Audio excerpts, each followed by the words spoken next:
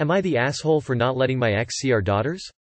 My ex was one of the greatest dads that ever existed. We were together for 11 years and parents to 2 girls now aged 3 and 5. From the moment he found out I was pregnant with our firstborn, he did everything in his power to make sure every aspect of his life was in order because fatherhood meant everything to him.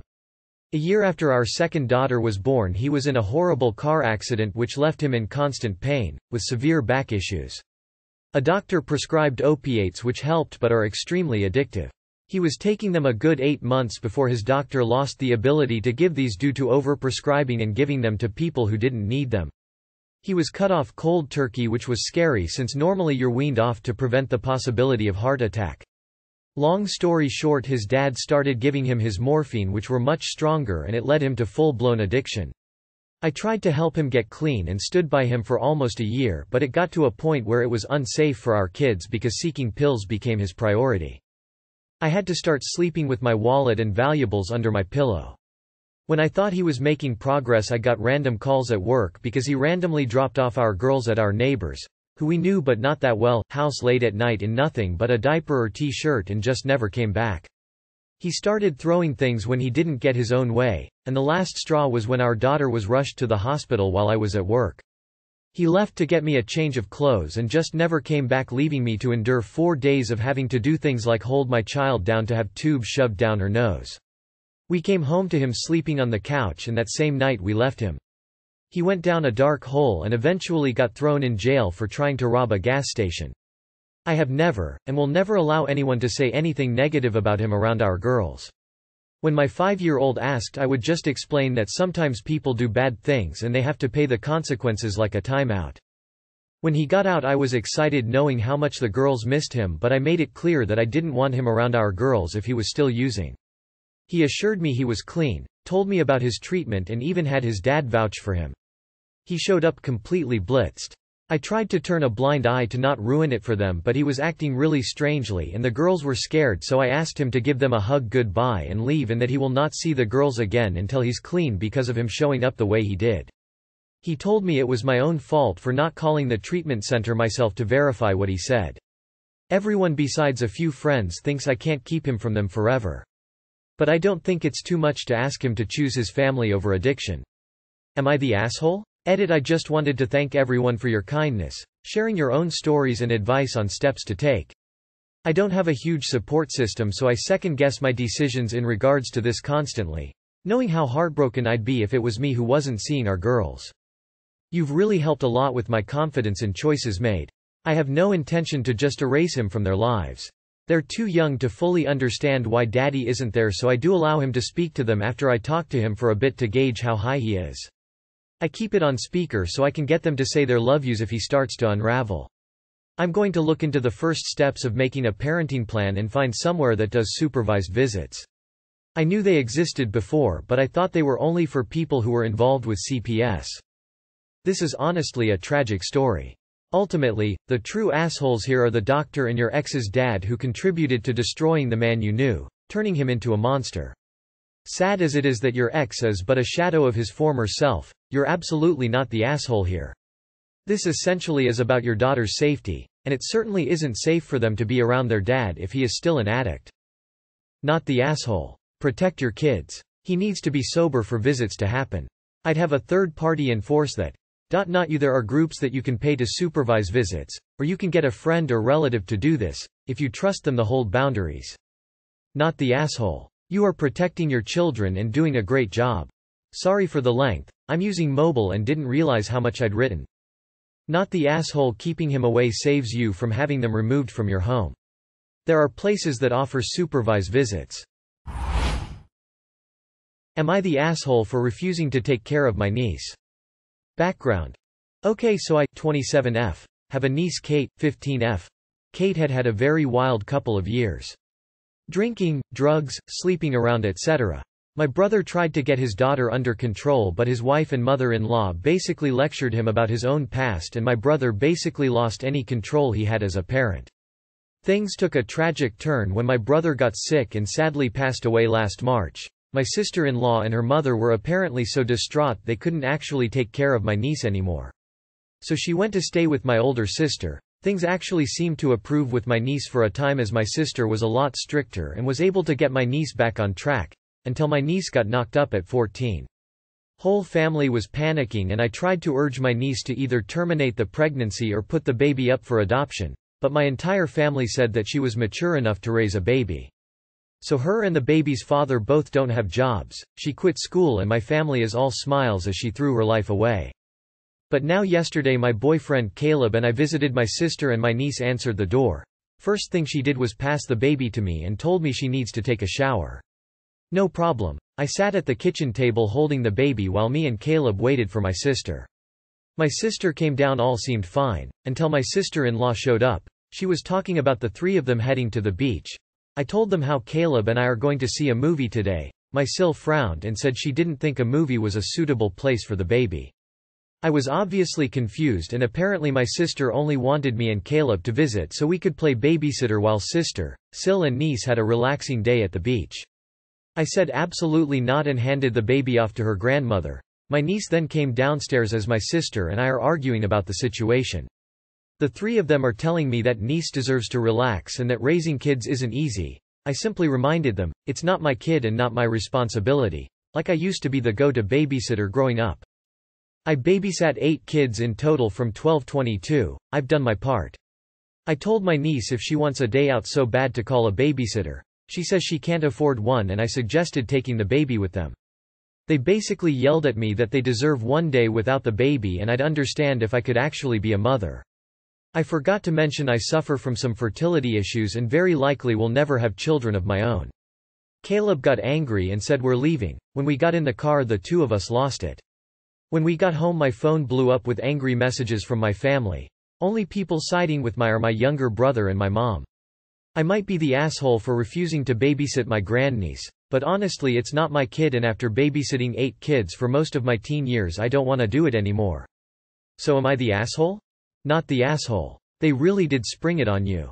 Passing the bundle of joy back to grandma was the right thing to do.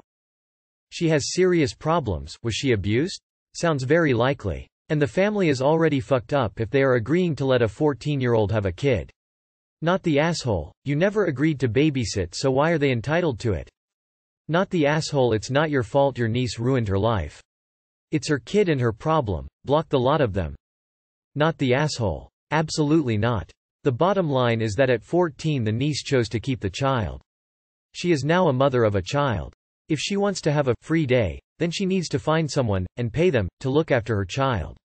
And if your sister and sil think it's so important for niece to have a free day, now and then, they need to put their actions where their mouth is and babysit the child themselves. And the entire family, except you, said that she was mature enough to raise the baby. Well, raising a baby is not like a Barbie doll. You can't just put it aside when you want to do other things. So niece needs to take care of her own baby. Not the asshole. Am I the asshole, 38M, for cutting back on work to prove a point to my wife, 30F? My wife is usually an angel of a woman, but has recently gotten into a friendship with a woman whom I personally believe is a bad influence on her. Not in a patronizing way. More of a, lay down with dogs, get up with fleas type of situation. I never said anything about her childishness or her very radical misandry, because frankly it doesn't affect me. Until it did. A few months ago my wife began pressuring me to do more around the house. Before I get an instant you are the asshole. We already split chores and childcare. Admittedly, she had a bigger cut than I because she is a som, but I do most of the cooking, breakfasts and dinners. Lunch is her responsibility for her and the boys. I take out the garbage and I do laundry, and I deep clean the bathrooms once a week. I do also help with our boys' homework and such. She insists that I am not doing enough and that I should be doing more around the house. I tried having discussions with her asking what she expected from me. Namely all chores and child rearing should be my duty it seems, and for months it seemed to be going nowhere. She used the D word more than once when speaking on this which felt manipulative. It boiled over when we were out with friends one night, and she began talking about how I never helped out and how I use her as a houseslave, her words. I will admit I saw red. This next part is where I may be the asshole. I didn't say anything that night but the next day I asked my boss to be given reduced hours for the next little bit, due to stress.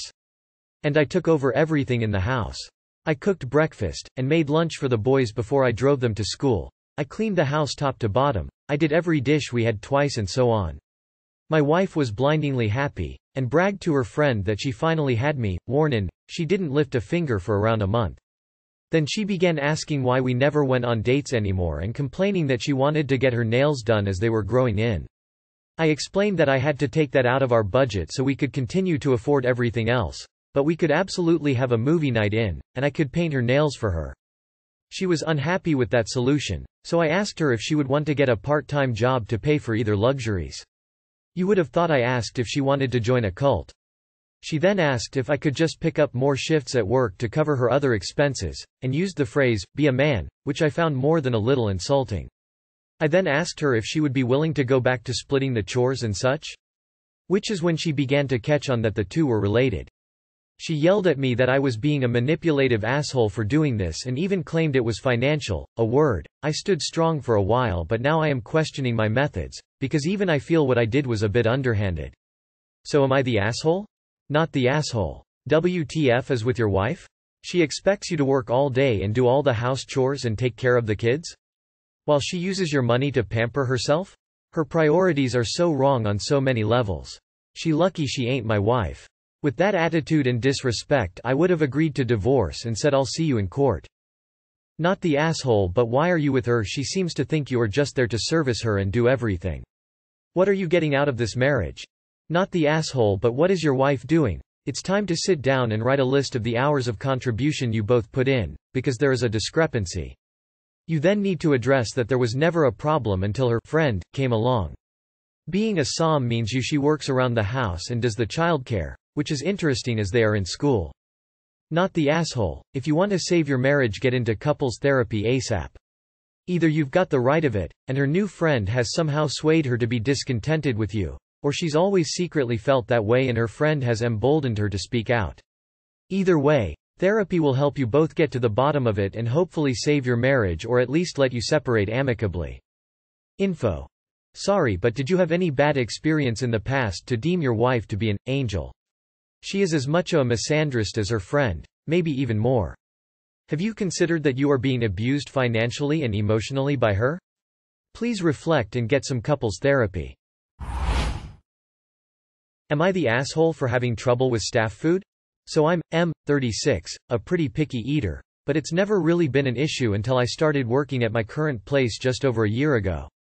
It's mostly a texture-based aversion to some foods. Mostly meats. I'll only eat minced beef, or cured meats, for example. That aside, I eat very simple foods. I'm not a fan of overcomplicated or fancy food. It's just wasted on me. E.g., I can literally eat a bowl of just plain rice and be perfectly happy. I'm aware the problem is with me, so I make sure I don't make my issues a problem for anyone else. So, for example, if I get a burger at a restaurant, I'll ask for it well done and to apologize to the chef.